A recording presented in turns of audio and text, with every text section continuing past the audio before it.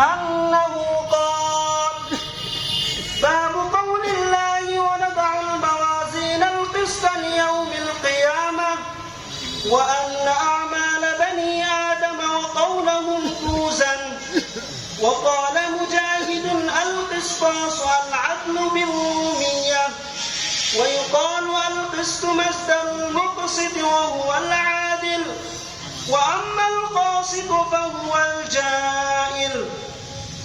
وبه قال حدثنا أحمد بن إشكاب قال حدثنا محمد بن فزيل عن عمارة بن القعقاع عن أبي زرعة عن أبي هريرة رضي الله تعالى عنه قال: قال النبي صلى الله عليه وسلم: كلمتان حبيبتان إلى الرحمن خفيفتان على اللسان ثقيلتان في الميزان سبحان الله وبحمده سبحان الله العظيم.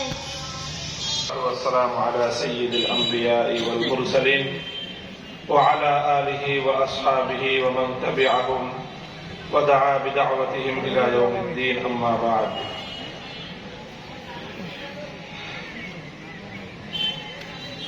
أصح الكتب الحديثية হাদিস শাস্ত্রের উপর যত কিতাব লেখা হয়েছে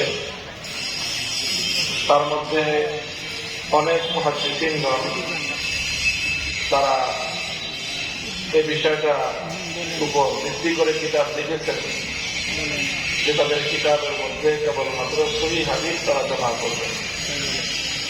এক একজন মুহাদ্দিস এক একটা দিক লক্ষ্য রেখে এক একটা দৃষ্টিভঙ্গিতে হাদিস জমা করেছেন। কেউ হাদিস জমা করেছেন যে তার কিতাবে অনেক বেশি হাদিস জমা করবেন, আবার কেউ হাদিস জমা করেছেন যে তার কিতাবের মধ্যে এক একটা বিষয়ে সব পর্যায়ের হাদিস আনবেন। কোনটা সহিহ হাদিস আনবেন, আবার হাসান হাদিস, এমনকি দাঈফ হাদিসও আনবেন।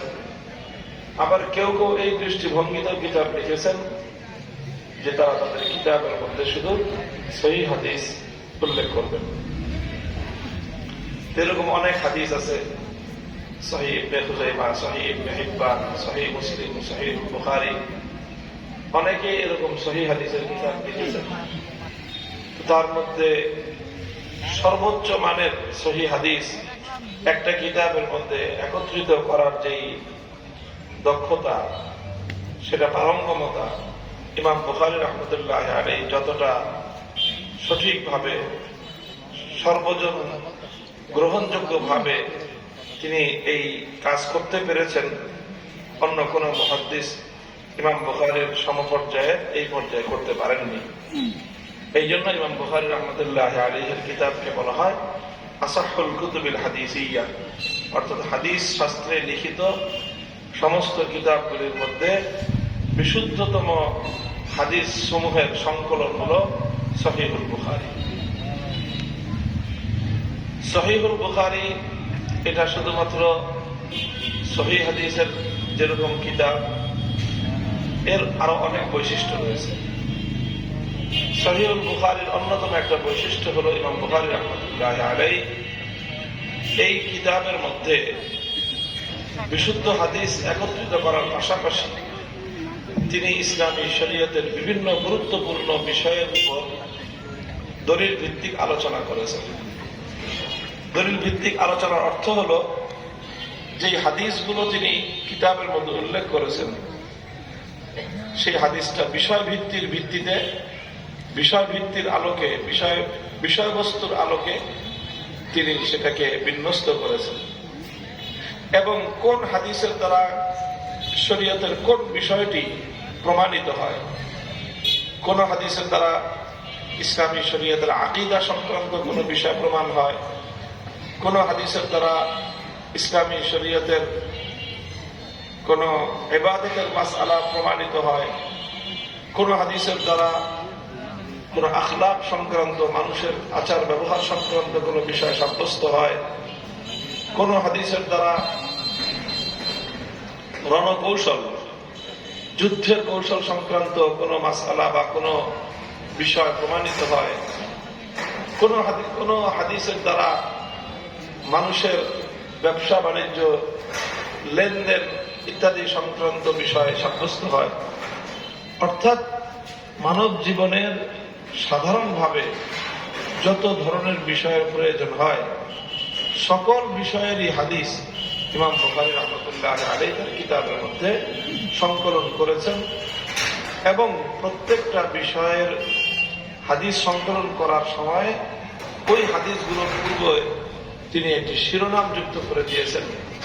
আর সেই শিরোনামের মাধ্যমেই ইমাম বুখারী রাহমাতুল্লাহ আলাইহি হাদিস থেকে মানুষের জন্য বিভিন্ন বিষয়বস্তু এটা কোরআন হাদিসের আলোকে প্রমাণ করে উম্মতের সামনে উপস্থাপন করে দিয়েছেন। ঠিক এরকমই ইমাম বুখারী রাহমাতুল্লাহ আলাইহি যেই অধ্যায়ের মাধ্যমে তার এই জগৎ বিখ্যাত হাদিসের কিতাব সহিহুল বুখারী সমাপ্ত করেছেন, সেই অধ্যায়টাও একটা গুরুত্বপূর্ণ অধ্যায়। এবং এই অধ্যায়ের পরে তিনি মাত্র একটি হাদিসই উল্লেখ করেছেন, কিন্তু সেই একটি হাদিসের মাধ্যমেই ইমাম বুখারী অত্যন্ত গুরুত্বপূর্ণ একটা বিষয় তিনি সাব্যস্ত করেছেন, যেই বিষয়টার সম্পর্ক মুসলমানের ঈমান এবং আকীদার সাথে। কিসের সাথে?